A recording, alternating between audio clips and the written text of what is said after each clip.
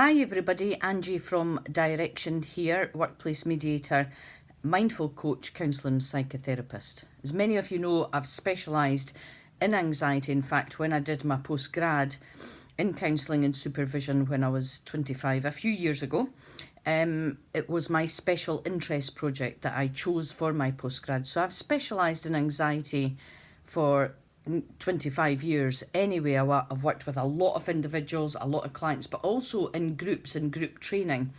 And it's just, why did I choose anxiety? I think because there is none of us that is almost immune to anxiety.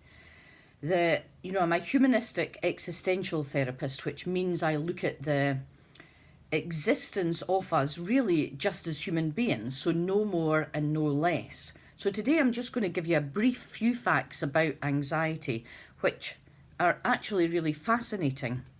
A lot of people actually end up in accident emergency because they think they're having a stroke, they might think they're having a heart attack, or they think it's some kind of severe indigestion, actually where a lot of people are diagnosed of either they've just had a panic attack, they're on the verge of a panic attack, or it's kind of really intense, severe anxiety.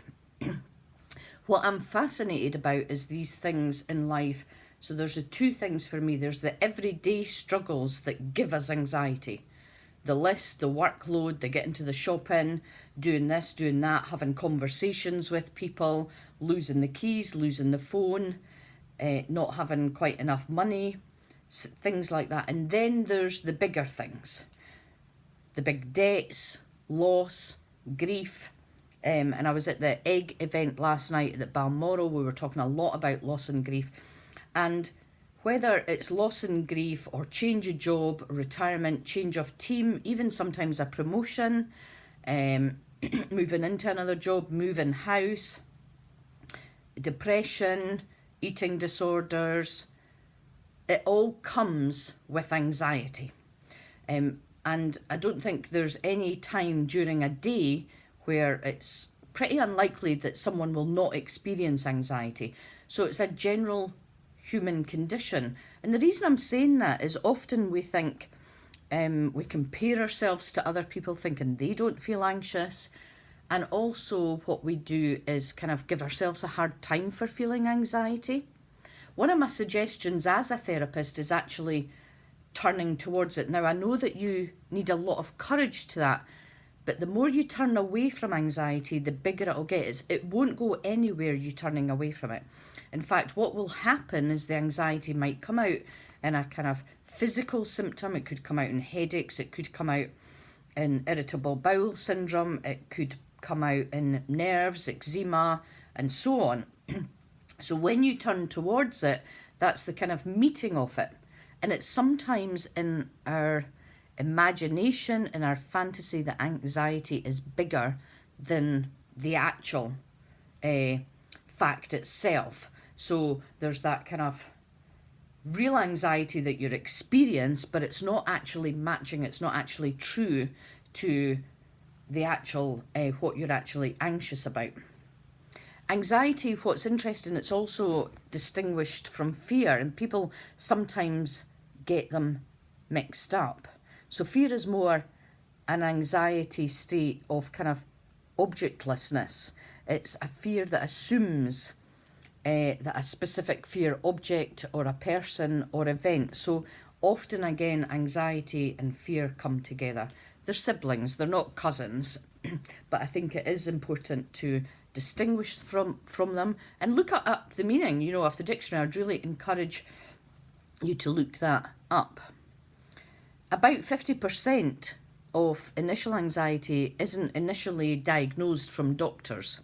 It's usually seen as something else rather than the actual anxiety itself. And when you start, like I said, you might want to write a journal to get your anxiety out. You might want to even talk to the empty chair in the car to get the anxiety out. The more you get it out, the less you'll carry. The less you carry, the more rational and more positive, I guess, you'll experience. Because I'm going to talk about this week So I'm going to do a live every day or a video every day about anxiety, about how it affects our feelings, our behaviours, our physical sensations, and also our emotions, because sometimes when we feel anxious, we also get angry. Anxiety can be associated with anticipated and imagined danger. One of the things that we have to really be quite pragmatic about is that there's the imagined danger or threat, that's that anxiety, and the anticipation of that, and how we build that up, and how it generally grows arms and legs. So I think that's really important to know. As a human being, we all have anxiety. I've said that.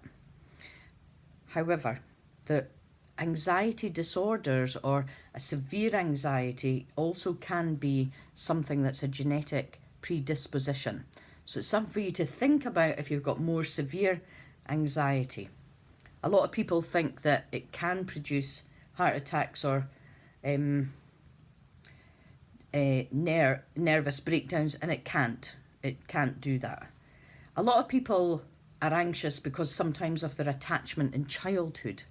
Maybe the parent has been particularly critical, not very quite as supportive or as encouraging as they could be. Maybe the parents have broke up earlier, maybe a parent's died. So there's something there about that attachment that can carry on through adulthood.